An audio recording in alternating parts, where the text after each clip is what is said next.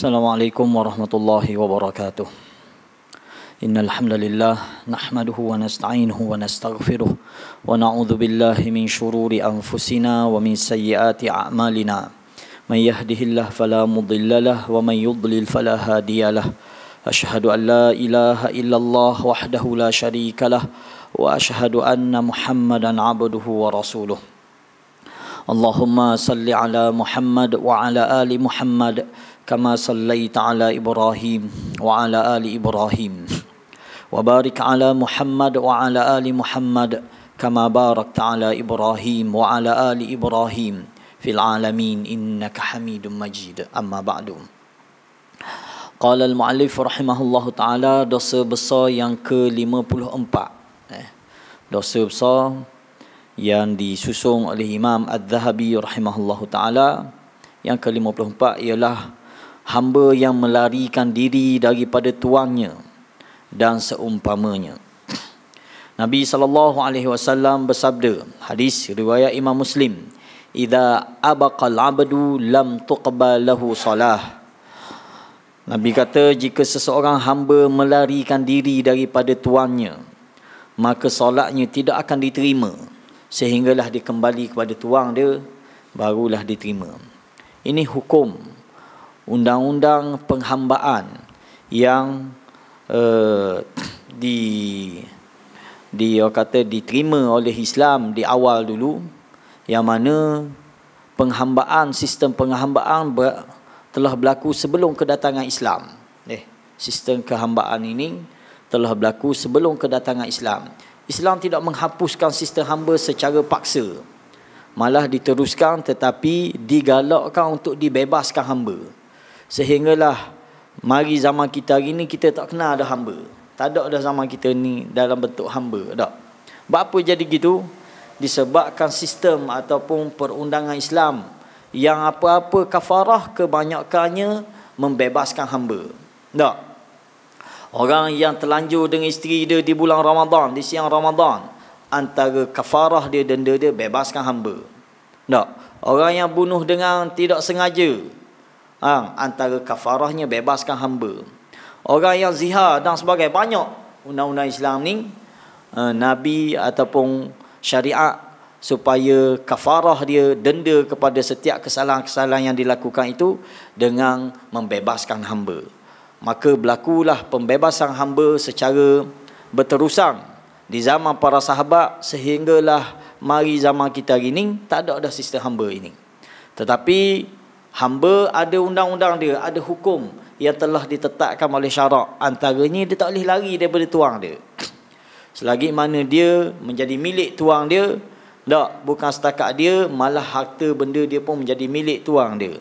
Dia lari, maka hukum dia, Nabi sebut dalam hadis ni, apabila lari seseorang hamba daripada tuang dia, Allah tak terima solat dia. Maknanya menunjukkan ini satu dosa. Malah Imam Adz-Dzahabi kategorikan ini termasuk dalam dosa-dosa besar. Sabda baginda lagi, ayyuma 'abdin abaq faqad bari'at minhu dhimmah. Nabi kata, mana-mana hamba jika melarikan diri daripada tuannya, maka sesungguhnya mereka benar-benar tidak mendapat perlindungan daripada Allah. Dhimmah makna perlindungan Allah. Makna dia ni di luar daripada perlindungan Allah sebab dia telah melakukan dosa, iaitu melarikan diri daripada tuang dia. Hatta tuang dia kafir sekalipun. Hatta tuang dia bukan Islam. Kita tengok di zaman Nabi SAW, hamba-hamba yang dizalimi ataupun diseksa oleh tuang dia, Nabi tak suruh lari. Bukan. Tetapi kaedah dia dengan dibeli hamba tersebut. Seperti Bilal bin Rabah. Dia adalah seorang hamba kepada, tersilapnya siapa tuang dia, Umayyah atau apa, siapa nama tuang dia. Lalu apabila diseksa di zaman Islam begitu lemah di bumi Mekah, lalu Abu Bakar pergi beli. Berapa sanggup menjual? Maka dibeli seorang demi seorang hamba di kalangan para sahabat ini. Ini menunjukkan Islam mengikrarkan ataupun memperakui sistem penghambaan ini, tetapi digalakkan supaya dibebaskan. Nabi kita sendiri SAW memiliki hamba, memiliki khadam. Memiliki khadam. Kedua-dua hadis ini diriwayatkan oleh Imam Muslim daripada Jarir bin Abdullah radhiyallahu anhu. Ibnu Khuzaimah juga meriwayatkan dalam sahihnya sebuah hadis riwayat Jabir radhiyallahu anhu, katanya Rasulullah sallallahu alaihi wasallam bersabda, "Thalathah la yaqbalullahu lahum salah wa la tas'adu lahum hasanah, al-'abdul abik hatta yarji'a ila mawalih wal mar'atu sakhit 'alaiha zawjuha hatta yarda was sakran hatta yashuwa." Daripada hadis ni Nabi kata 3 kategori manusia yang Allah tidak akan menerima solat dia. 3 jenis orang ni yang melakukan dosa-dosa ini, Allah tak terima solat dia. Dan tidak diangkat kebaikan mereka. Diangkat mana ni? Diangkat menghadap Allah Subhanahu. Ingat, kita menjadi satu keimanan kepada kita. Salah satu beriman dengan perkara gaib ialah kita beriman segala amal soleh kita ni, segala kebajikan yang kita buat, kebaikan-kebaikan yang kita buat yang menepati syarak, yang menepati petunjuk Allah, petunjuk Rasul, maka kebaikan ini akan diangkat naik. Yas'adu ila sama', diangkat naik ke langit oleh para malaikat dan dibawa menghadap kepada Allah Subhanahu wa taala. Tetapi 3 golongan ni bukan setakat Allah tak terima solat dia, malah segala kebaikan dia terhalang, tak naik. Tak boleh naik menghadap Tuhan. Walaupun dia solat, walaupun segala amal yang dia buat, tetapi terhalang disebabkan dosa-dosa yang dia buat ini, sehinggalah dia kembali, sehinggalah dia bertaubat daripada dosa itu. Apa dosanya? Yang pertama, sesuai dengan tajuk yang kita bincang, iaitu hamba yang melarikan diri sehingga dia kembali kepada tuang dia. Selagi mana dia lari, dia tinggal tuang dia, selagi itulah amal soleh dia tidak diterima Allah, tidak diangkat naik ke langit. Sebesar-besar amal soleh yang dia buat ialah salat 5 waktu pun tak diterima Allah Subhanahu wa taala. Sehinggalah dia kembali kepada tuang dia dan dia bertaubat daripada dosa tersebut, baru Allah terima balik segala amal yang dia lakukan. Satu. Yang kedua, perempuan yang menyebabkan suaminya marah sehingga si suaminya redha kepada dia. Ini termasuk dalam nusyuz, kita panggil tak, iaitu membuat seorang suami murka kepada dia, marah kepada dia. Antara poinnya apabila si suami mengajak untuk berhubungan, tiba-tiba dia mengelak ataupun dia menghalangi tanpa sebab-sebab yang munasabah, tanpa sebab-sebab yang syar'i, maka ini termasuk dalam benda yang menyebabkan kemurkaan suami dia. Maka segala amal yang buat ketika suami dia tidak redha kepada dia ni, terhalang amal dia, tak naik ke langit Allah. Jadi orang puang ni dia kena jangan berakah sangat dengan suami dia. Bahasa orang Terengganu dia panggil berakah tak. Kadang-kadang ada puang ni kita tengok luar masya-Allah cakap lemah lembut dengan orang lain. Tiba-tiba dengan suami dia jerakah lebih kurang sahaja. Walaupun kita kata betul, di dalam rumah tangga Nabi SAW pun para isteri Nabi ni ada benda-benda yang dia buat, tetapi tak boleh kita jadikan itu sebagai satu hujah untuk kita, orang kata meninggi suara ataupun menderhakai suami. Sebab ini termasuk dalam dosa-dosa yang menyebabkan terhalang amal soleh kita. Terhalang amal soleh kita. Seorang wanita, dia patuh kepada syariah Allah dan taat kepada suami dia, ini antara faktor utama menyebabkan dia masuk syurga. Suami kita adalah pintu syurga untuk kita. Begitu juga sebaliknya, seorang suami, isteri dia, pasangan hidup dia itu menjadi penyebab dia masuk syurga Allah. Maka Nabi kata, wanita yang menyebabkan suaminya marah sehingga si suami redha, barulah amal soleh dia diterima Allah. Benda-benda yang syar'i lah. Kalau suami dia marah kisah benda-benda maksiat, ini tak termasuk. Suami dia marah kisah pakai tudung, contoh. Abang dah lawa langsung. Saya murka awak pakai tudung. Tak boleh lah. Maksudnya apabila kita melakukan perkara-perkara yang yang menyanggah syariat, yang dimurkai oleh suami, maka ini benda yang disebut di dalam hadis ini. Dan yang ketiga, dan orang yang mabuk sehingga dia kembali sedar. Mabuk di sini secara umum, tetapi syahid daripada hadis Nabi SAW iaitu mabuk daripada meminum khamar, tak, meminum arak.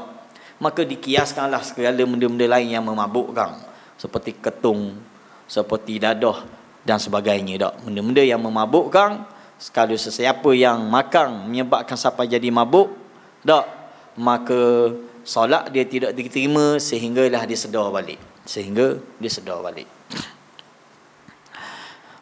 Diriwayatkan dalam Al-Mustadrak karangan Al-Hakim sebuah hadis riwayat Ali radhiyallahu anhu secara marfu', la'anallahu man tawalla ghaira mawalih. Dalam hadis ni disebut Allah melaknat sesiapa sahaja yang melazimi seseorang selain tuannya.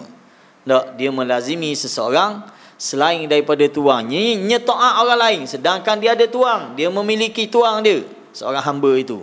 Maka hadis ini walaupun hadis dia dikategorikan hadis marfu', hadis marfu' ni ini menunjukkan ucapan Ali bin Abi Talib radhiyallahu anhu, tetapi hukumnya diangkat kepada Nabi sallallahu alaihi wasallam. Sebuah hadis yang menepati syarat perawi di sisi Al-Bukhari dan Muslim diriwayatkan dalam Al-Mustadrak daripada Fadalah bin Ubaid secara marfu', thalathah la tas'al anhum rajulun faraqal jama'ah wa 'asa imamah famata 'asiya wa 'abdun abiqa famat wa imra'atun ghaba anha zawjuha wa qad kafaha al-ma'unah fatabarrajat ba'dahu. Dalam hadis marfu' ni dikatakan 3 orang yang jangan kamu tanyakan tentang mereka. Lelaki yang berpisah daripada jemaah, seseorang yang berpisah daripada jemaah Islam.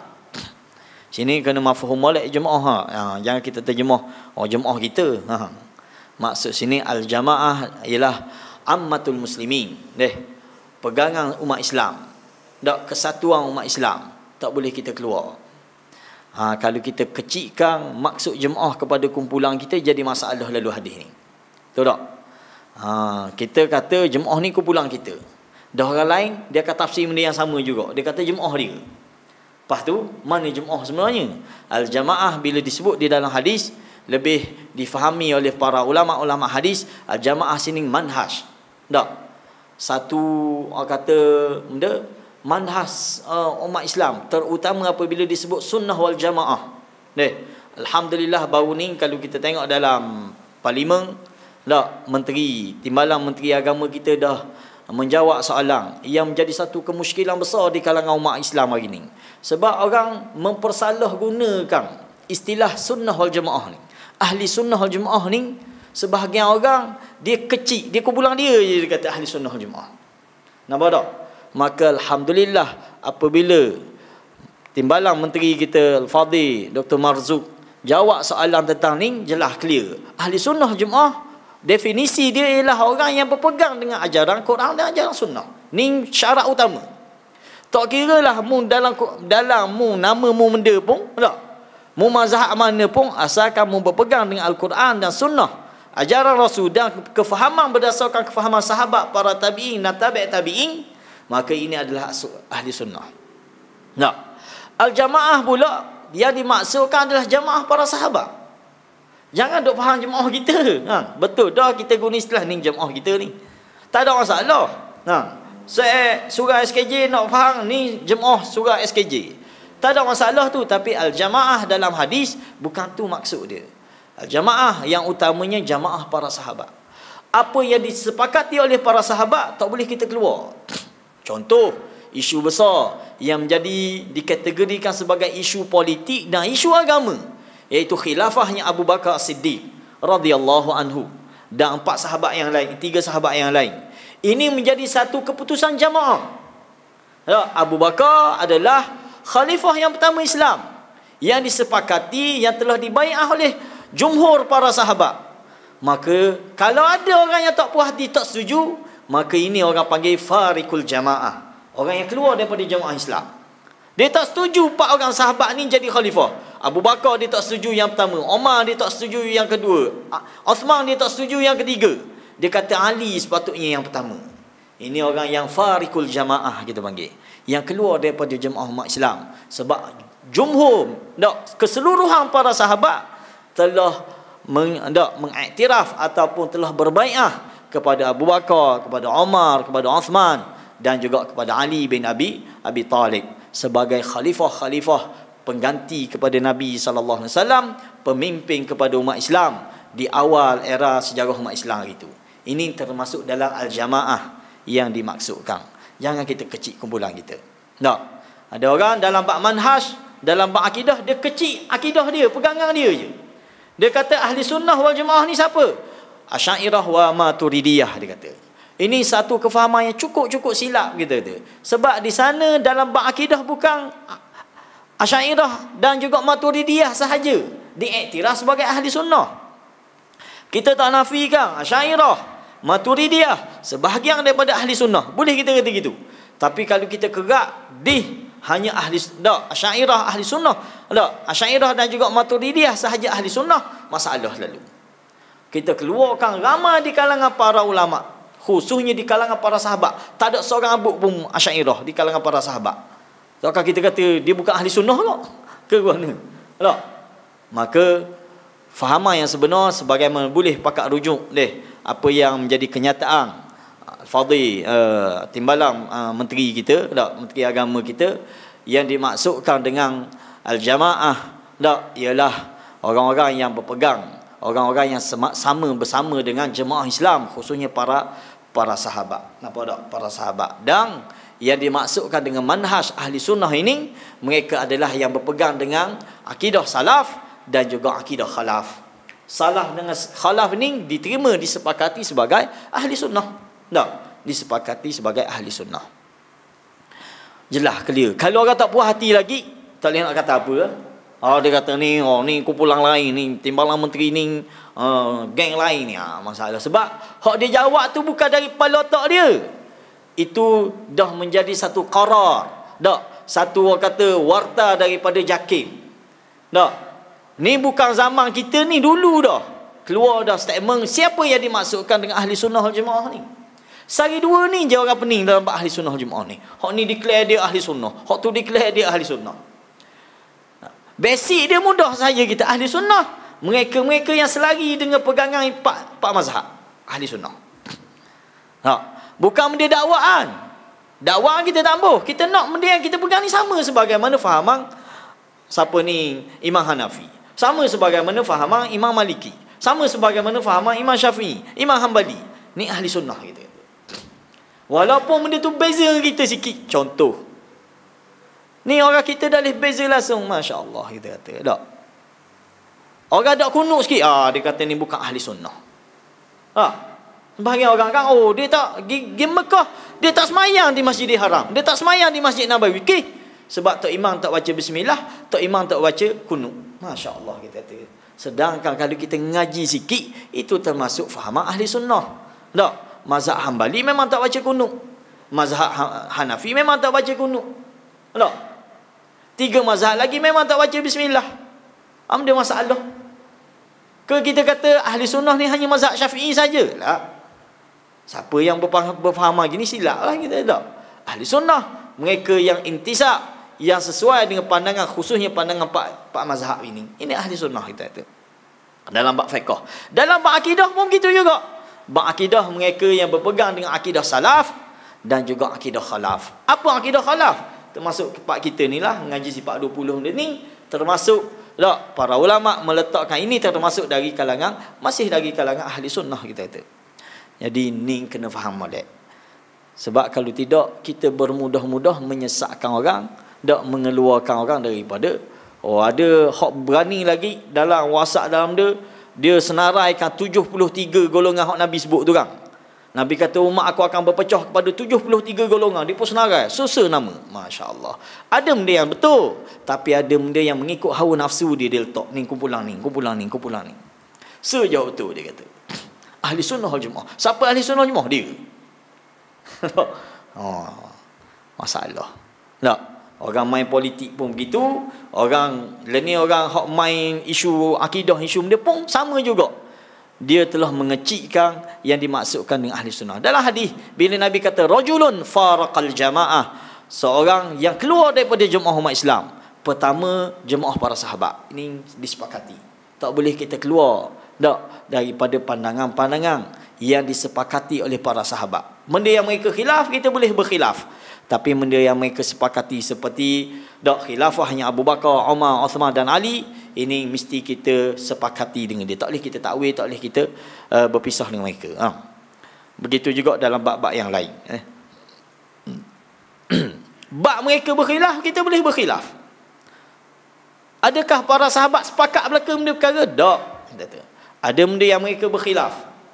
Pun kita sebagai pengikut para sahabat, tabi'in dan tabi'in ini boleh kita berkhilaf dalam perkara yang mereka berkhilaf. Faham?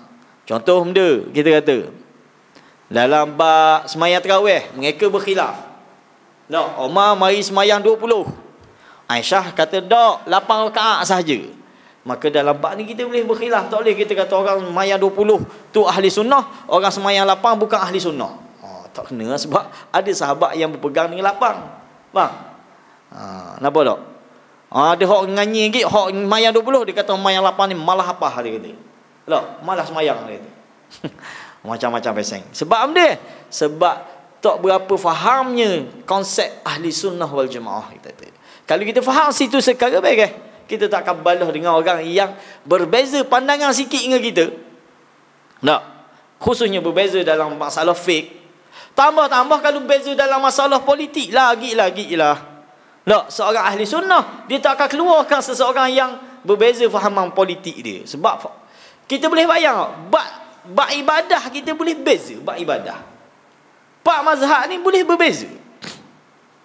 Pun dikategorikan masih ahli sunnah, bab mazhab. Dalam bab akidah, khususnya kita panggil bab furu' akidah, boleh beza juga. Adanya mazhab salaf, adanya mazhab khalaf. Tak, dalam khalaf pula dua pula pecah. Adanya Asy'ariyah, adanya Maturidiyah. Benda maksud ni, maksud dia beza. Ada perbezaan. Boleh ke salah ke tak salah beza sini? Sini perbezaan yang diterima pakai, yang diraikan. Tiba-tiba kita dalam bab politik kita dah beza. Pelik. Nampak tak? Bab akidah ada benda yang kita boleh beza. Dalam mentakwil, dalam mengisbat, ada benda boleh beza. Dalam bab fiqh lagi luas perbezaan tak? Macam-macam peseng. Bab akad takbir saja. Macam-macam peseng. Tak? Nampak tak? Bab baca bismillah, tak baca bismillah, boleh berbeza dan diterima sebagai ahli sunnah. Mari bab politik tak boleh. Kena saja. Mana boleh gitu? Sebab manusia ni memang Allah cipta fitrah dia beza. Bang, dia berbeza fahaman, dia berbeza pandangan, dia berbeza cita rasa. Kalau tak, buka kedai tom yam, sebab orang makan tom yam belakang. Orang buka kedai lain nasi kukuh jeng tu, sebab orang makan tom yam belakang. Tak, kita berbeza. Dalam bab makan kita berbeza, dalam bab pakaian kita berbeza, hatta termasuk dalam bab fikrah, dalam bab pandangan, dalam bab mendepung ada perbezaan-perbezaan yang boleh diraikan. Yang boleh diraikan. Ada satu lagi perbezaan yang tak boleh diraikan, iaitu perbezaan yang terkeluar daripada nas. Tak, terkeluar daripada syariat. Beza kita dengan Syiah tak boleh pakai. Tak, beza kita dengan sek-sek sufi yang karut tak boleh pakai. Tak, hak jenis zikir joget, jenis apa, jenis puja kubur ni tak boleh terima. Perbezaan yang tak boleh diterima, bang. Beza dari sudut baca kunut tak baca kunut ni boleh terima. Beza dari sudut baca bismillah tak baca bismillah dalam Fatihah ni kita boleh terima. Tak, beza benda lagi. Beza antara sifat 20 dengan Maturidiyah boleh diterima. Tak, beza antara sifat 20 dengan tauhid 3 boleh diterima. Sebab mereka semua masih dari kalangan ahli sunnah, kita kata ahli sunnah. Kadang-kadang kita duduk dalam grup sedih tengok tak, di kalangan kita ada, di kalangan pimpinan kita pun ada tak berapa faham bab ni, dia mempromotkan benda yang dia tak faham. Sedih kita. Kita duduk dalam satu grup, dia share, ada seorang ustaz cakap bab benda ni, dia kata gini, ini definisi. Bab ni orang paling panas sekali bab Wahabi. Bab Wahabi, Wahabi ni tak tahulah atu jenis plesik apa Wahabi ni, orang takut sangat. Hok ni cakap bab Wahabi, orang tu cakap bab Wahabi. Ada seorang ustaz di Kelantan tu tak ada benda lain, dia zikir pagi petang siang malam Wahabi je. Masya-Allah kita kata. Ada kita malas sebutlah grup mana-mana, tapi kemamang kita ni lah. Tak, dia pimpinan kok. Orang pah kita lah. Dia kata ni bagus, kefahaman yang bagus dia sebut ni. Bila kita dengar dia sebut, benda dia sebut tu Dia rakung habis benda, maknanya kefahaman kita benda dia sebut tu termasuk yang dituduh sebagai Wahabi Tok Guru Haji Tok Guru Ni Aziz, Wahabi juga. Dari sudut kefahaman. Dia orang pah. Oh, dia kata betul ni. Kita kata pening kan tu tak? Ini promosi yang tidak baik. Kita kata fahami molek ni. Istilah ni fahami molek. Kita sebelum kita nak cakap benda biar kita faham. Benda itu sufi, benda itu Wahabi, benda itu tasawuf, benda itu Asy'ariyah, benda itu Maturidiyah. Kadang-kadang orang pandai sebut macam tu ahli sunnah wal jamaah. Oh, dia sebut penuh mulut. Tapi dia sendiri tak tahu pun kat mana benda. Yang dia faham dia ahli sunnah dia kata. Tak? Al-fahmu benda yang paling penting. Imam Hasan Al-Banna rahimahullah ta'ala letak rukun pertama bai'ah al-fahmu. Itu rukun pertama. Tak?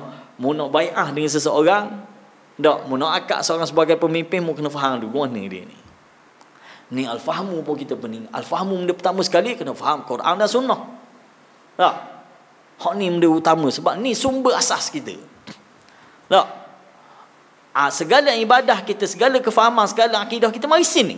Tiba-tiba dua perkara ni pun kita tak apa faham, tak apa clear lagi. Macam mana kita nak faham agama ni?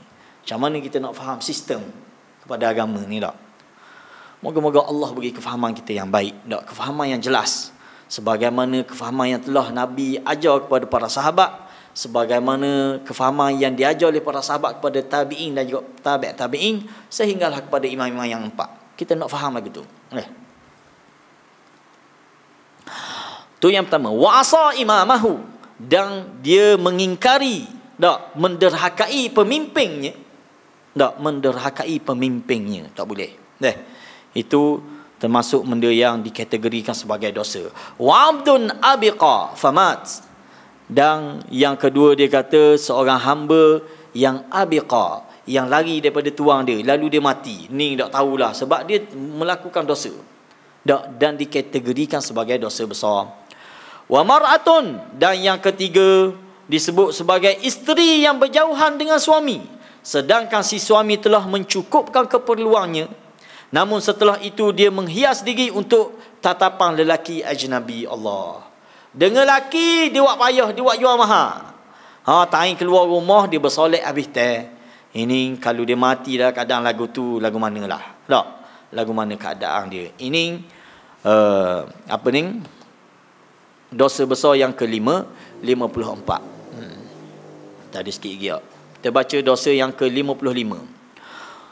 Dosa yang ke-55, dosa besar yang ke-55 disebut oleh Imam Ad-Dhahabi rahimahullahu taala, orang yang menyembelih binatang bukan kerana Allah. Tak. Disembelih binatang bukan kerana Allah. Kerana benda ni, kerana pemujaan tertentu. Tak. Pak kita ni ada orang dia sembelih benda kerana nak cari nombor ekor. Tak, kerana benda lain apa sahaja, ini termasuk dalam dosa besar. Malah dia boleh menyebabkan seseorang syirik kepada Allah Subhanahu wa taala. Allah Subhanahu wa taala sebut wala ta'kulu mimma lam yuzkar ismullahi alaihi wa innahu lafisq wa innasyayatin la yuhuna ila awliyaihim liyujadilukum wa in ata'tumuhum innakum la musyrikun. Allah kata janganlah kamu makan daripada sembelihan binatang halal yang tidak disebut nama Allah. Binatang tu halal, kambing, lembu tak? Bang, arnak ke ayam ke, binatang-binatang yang boleh dimakan. Tetapi sembelihan dia bukan atas nama Allah Subhanahu Wa Taala. Disembelih dengan niat untuk benda lain. Ini termasuk sembelihan yang haram dimakan. Tak boleh kita makan. Tak? Kerana sesungguhnya yang demikian itu ialah perbuatan fasik, iaitu berdosa. Sesungguhnya syaitan membisikkan kepada para pengikutnya supaya mereka membantah, menghasut kamu. Jika kamu menurut hasutan mereka untuk menghalalkan yang haram itu, sesungguhnya kamu telah menjadi orang-orang yang syirik kepada Allah. Ini tak, dia menyembelih binatang bukan kerana Allah. Bab syirik satu bab yang mesti kita faham sungguh-sungguh juga. Sebab kalau kita tak faham molek, takut-takut kita terjebak sama dalam isu ni. Terjebak sama dalam isu ni. Sehari dua ni orang cakap bab nasyid. Kita cakap lama dah benda ni, sini kita pernah sebut bab nasyid ni lah. Nasyid istighatsah bin Nabi sallallahu alaihi wasallam. Nasyid ni sedap, kita pun kalau dengar kita berasa nak ikut. Dan budak-budak muda kita sebut. Tak. Nasyid dia Allah Allah aghithna ya Rasulullah. Ini satu telah dibincang oleh para ulama dan ada pro dan kontra dia. Mana maksud nasyid ni? Allah Allah aghithna ya Rasulullah. Ya Allah, bantulah kami wahai Rasulullah. Tolonglah kami wahai Rasulullah. Apa masalah ucapan ni? Kita sebut dalam bab isu dia qasidah, dia bentuk qasidah sebenarnya, dia bukan zikir, dia qasidah. Yang direka-reka oleh siapa wallahu alam, tetapi qasidah ini mengajar kita supaya istighatsah bin Nabi. Minta pertolongan dengan Nabi sallallahu alaihi wasallam. Isu ni ada ulama-ulama, ada ustaz-ustaz kita yang menentang dan ada juga ustaz-ustaz kita yang menyokong. Kedua-dua ni mari macam-macam hujah. Kedua-dua belah pihak mari macam-macam hujah. Kita nak sebut gini je. Bab ni tak kena gaya je jadi syirik.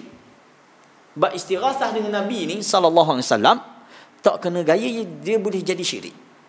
Macam mana boleh jadi syirik? Kita ambil pandangan hak kata boleh dulu. Ustaz-ustaz kita dan bukan calon-calon ustaz kau. Alhamdulillah, maknanya kita dengar dua-dua belah pihak ni. Ada ustaz-ustaz yang dia wari macam-macam hujah dia wari. Ayat Qurannya, hadis Nabi, dan alhamdulillah hujah dia betul. Kita sokong pandangan dia. Kesimpulan kita boleh buat, hujah orang yang kata boleh sebut benda ni, istighatsah dengan Nabi ni, ambil pandangan dia, kesimpulan dia kata boleh kita istighatsah dengan Nabi khususnya berdasarkan dalil hadis tentang di akhirat besok. Akhirat besok bila kita dibangkitkan di mahsyar, benda kita buat istaghatsu bil anbiya. Betul tak? Hadis-hadis ni sahih. Dalam Bukhari ada, dalam Muslim ada. Kita akan dibangkitkan di akhirat besok, kita pun huyung hayang tak tahu nak pergi mana, masing-masing pun pakat cakap, marilah kita minta tolong dengan Nabi. Start kita pergi cari siapa? Tok kita Adam AS. Ini dipanggil istighatsah. Minta tolong dengan para anbiya. Pergi jumpa Nabi Adam kata aku tak boleh tolong. Pergi jumpa Nabi Nuh kata aku tak boleh tolong. Pergi jumpa Nabi Ibrahim kata aku tak boleh tolong. Akhir sekali sampai jumpa Nabi kita Muhammad sallallahu alaihi wasallam. Ini dipanggil benda istighatsah. Faham? Boleh tak ni? Boleh. Tak ada ulama kata tak boleh situ. Tak. Perkara di akhirat ni, istighatsah di mahsyar besok, memang semua sepakat para ahli sunnah kata boleh kita istighatsah dengan Nabi. Kalau siapa-siapa yang ucap benda ni, Allah Allah aghithna ya Rasulullah, dengan iktikad dia istighatsah di akhirat besok, tak ada masalah. Tak ada masalah rasa. Nampak tak?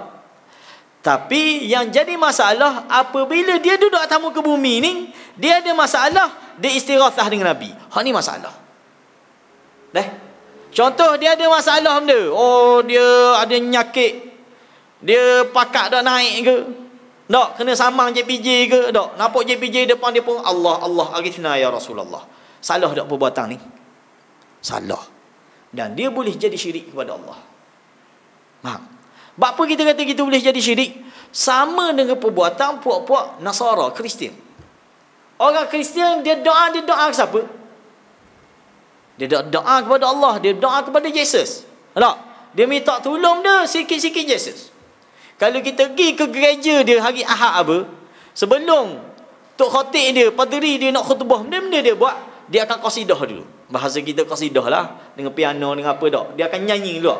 Benda ucapan-ucapan dalam nyanyian dia semua puja Isa, tak, Jesus.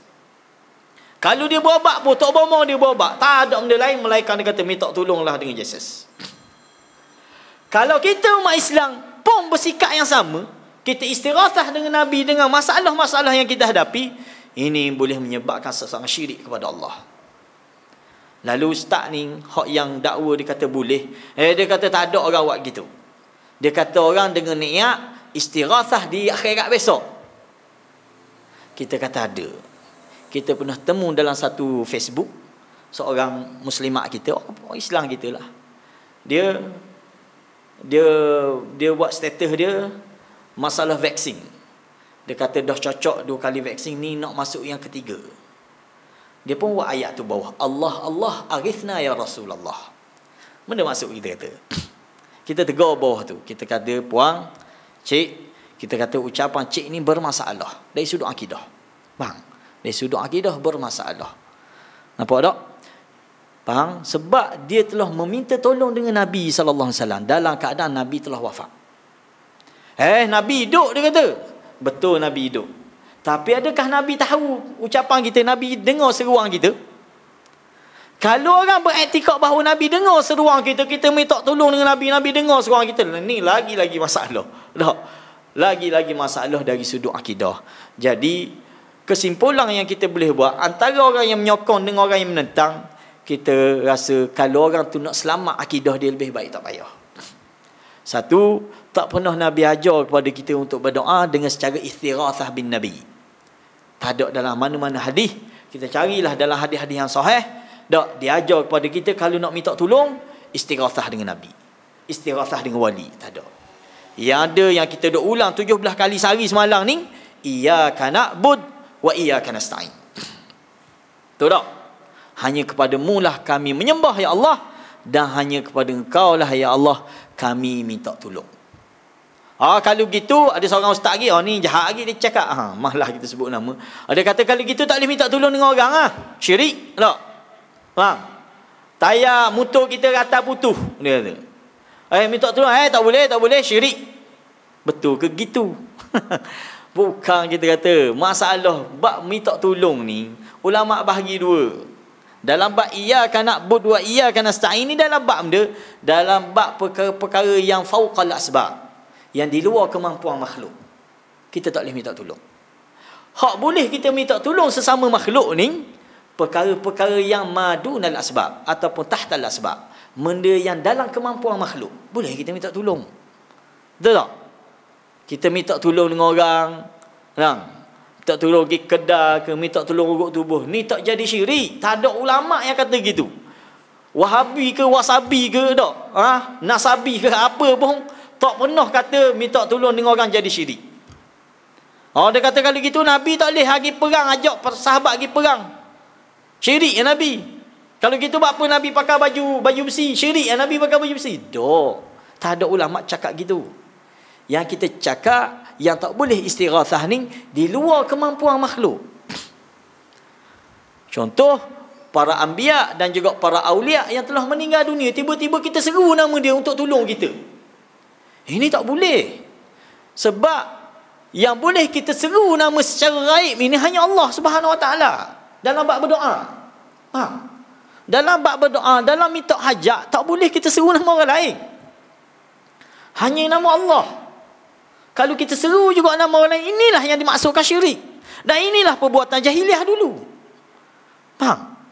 Di zaman Nabi Nuh AS, di zaman Nabi Nuh AS, mereka seru nama siapa? Mereka tak seru nama Allah. Mereka seru nama Wadda, mereka seru nama Suwa'a, mereka seru nama Yarutha, mereka seru nama Ya'uqa, mereka seru nama Nasra. Siapa 5 orang ni? Semua 5 ni adalah wali-wali Allah. Faham? Wali-wali Allah. Mereka seru dalam doa-doa mereka. Bila sakit, bila masalah, ya Wadda, arithna ya Wadda. Inilah yang dikatakan syirik. Dan inilah yang ditentang oleh Nabi Nuh AS.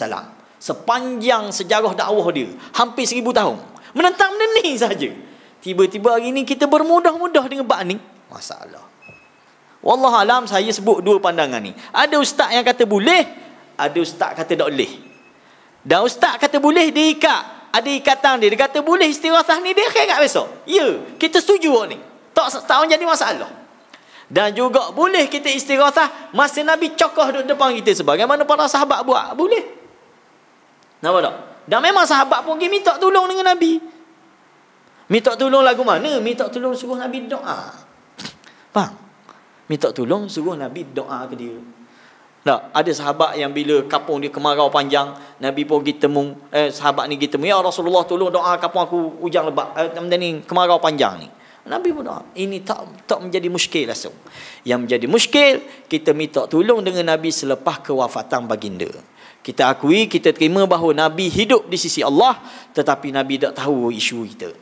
Yang ada dalam hadis, Allah beritahu kepada Nabi melalui malaikat-malaikat yang khusus apabila kita berselawat ke Nabi. Hak ni malaikat akan sampaikan, ya Rasulullah, hamba ada sahabatmu ataupun umatmu ni berselawat kamu. Si fulan ni berselawat kamu. Ni ada dalam hadis. Ada pun kita berdoa, kita minta benda tu, minta benda ni. Ini menjadi satu masalah. Ini pandangan yang kita sebut. Dan kita tak tuduh kata orang yang buat gini dia memang syirik, sesat, masuk neraka, kekal dalam neraka. Tak. Tapi kita berwaspada dalam bab syirik. Awas. Sebab perkara syirik ini tak menyelamatkan kita di akhirat besok. Bang, Islam adalah satu agama yang cukup-cukup menentang segala bentuk kesyirikan. Sama ada besar ataupun kecil. Nah, Islam huwal istislamu lillahi bitauhid wal inqiyadu lahu bitta'ah wal bara'atu minasyirki wa ahli. Ini definisi lengkap kepada Islam. Islam ialah satu agama yang kita berserah diri kepada Allah dengan mentauhidkan dia. Tak?